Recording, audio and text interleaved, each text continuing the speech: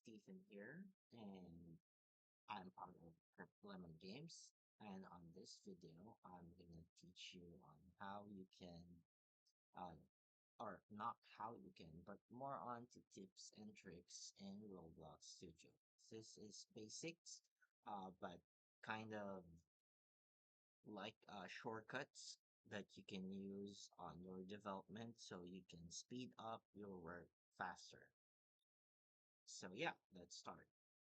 Have you ever noticed that we always have Explorer and properties on, but sometimes on some clicks you drag them out, but you cannot like get them back in their place and you just want to have it fixated back to your slots.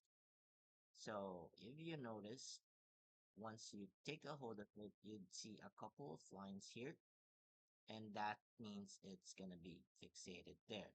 But sometimes on on the left sides, you won't be able to actually fit in there, and you'll see that there's like cursor there that you'd have to manage. So that's is where you want to put it. Like you don't want it to put it there, you don't want to put it here, but more onto the cursor, or simply put, you can just hover on the tab part. So tab part, and doesn't need you don't also need to be on the cursor. So just put it on the tab, it fixed there, put it on the tab, it fixed there. And then if you want to put it down below, you just click it. There's a cursor there, you click it. But if you want to go back on the tab, just hover it on the tabs and not necessarily on the cursor. So I hope you learned something on that part, and that's our number one trick. And that is useful, especially if you get those annoying clicks that remove your Explorer and your properties. So if you're asking why properties is on the left side and Explorer is on the right side, I'm more used to this because when I am editing parts, I don't want to like scrolling. So I just want to be able to see it quickly and click on it, but of course, sometimes you just have to scroll. But at least it has a large toolbar. So that's why I'm using Explorer and Properties as it works for me. So um, I'm not I'm just here to teach you tips and tricks. Get what you can get, but whatever works for you is fine.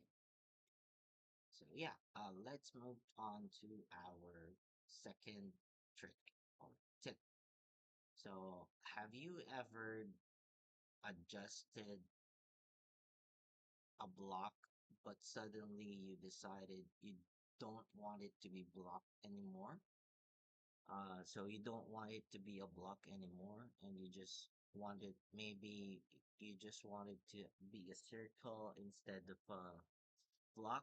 So instead of actually deleting it, what like the usual part where you click on it and then you recolor it again, it doesn't have to be that way. So on the property side, you will have an action of shape and you can simply click that. So it turns to a normal corner wedge, a cylinder, and a wedge. And this works even if you have a decal there. So if you are not yet familiar with Roblox Studio, I prefer you to watch our tutorials on our YouTube channel. There's a lot of tutorials there. You can drop a link down below so you can see what I meant by the decals. But for color's sake, you just have to put let's put a decal here, and then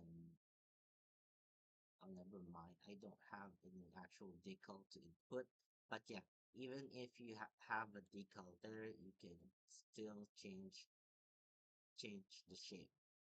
But do bear in mind that even if you have a decal there, the decal would just adjust to the actual face of that shape. So if it's a circle, it would still adjust to the actual front facing part of the circle or wherever the decal is. So let's say it's a ball and the decal would still be on the back or bottom if but it's not gonna be.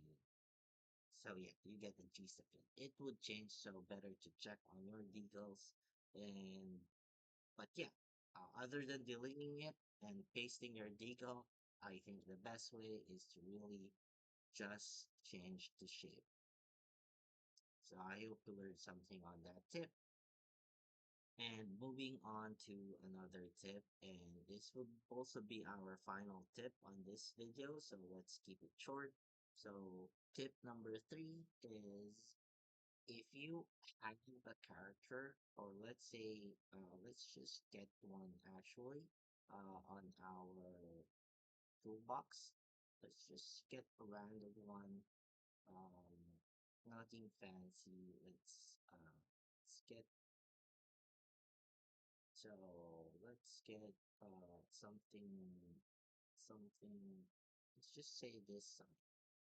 So let's say you've created a model, but you don't necessarily want that model, but you might use it sometime. So instead of like clicking back on the toolbox, or if it's not yours, or uploading it back, what I think you should do is just hover it onto the replicated storage.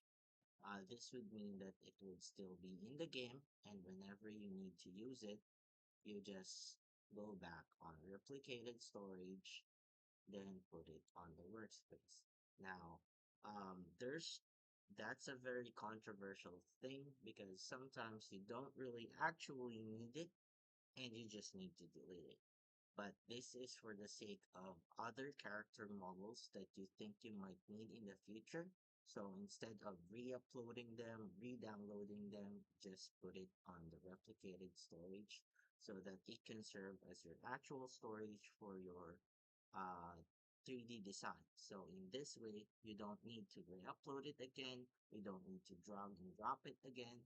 You just need to like get it onto the replicated storage, bring it back to the workspace so that don't waste some precious time, especially if you have like low internet, uploading stuff and other stuff that may be that use too many clicks. So the tips here are more of click saving stuff so that you don't have to click anymore. And yeah, that's three tips for now, and catch you on the next video.